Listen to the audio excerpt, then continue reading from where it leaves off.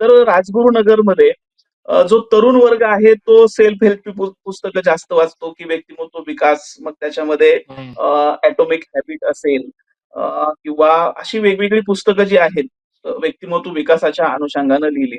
ही पुस्तकं हो, आजचा हो. तरुण जास्त वाचण्याचा प्रयत्न करतो.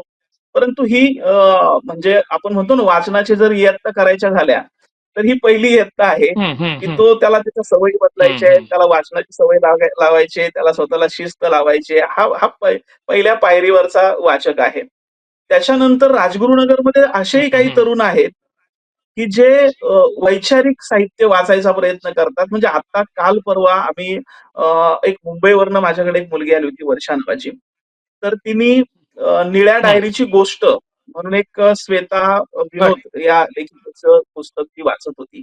अगदी हं, हं. आजच्या मुलीने कसं असावं, की ती संघर्ष करावा, स्वतःच्या पायावरती ती उभी असावी.